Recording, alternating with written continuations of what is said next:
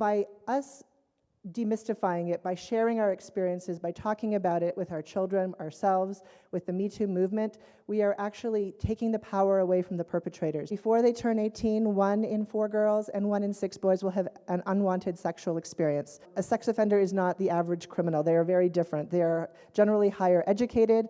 Many of them, this is their first time they're in contact with the criminal justice system. Of all sex crimes against children under the age of 18 are committed by someone known to them. 1/3 of all abuse is perpetrated by family members.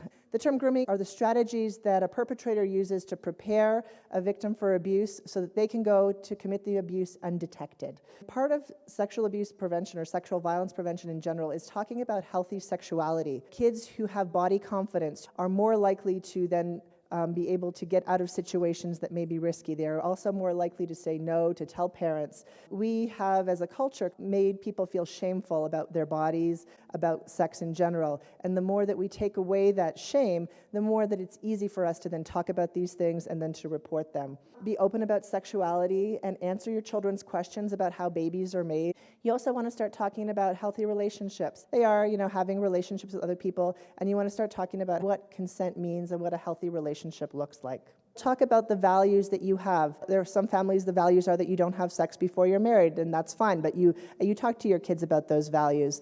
One of the things that our students at college told us is that the thing that helped them the most was knowing that their parents were going to be there if they got in trouble.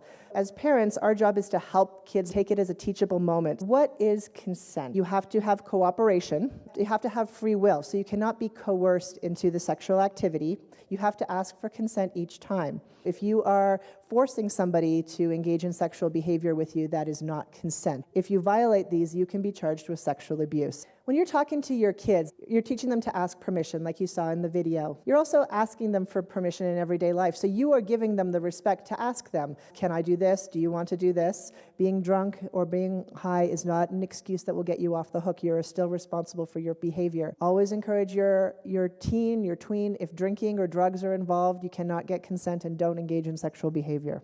And it's okay to change your mind. You might feel like doing something at one point, and then you might decide, no, I don't want to do that anymore, and that's okay.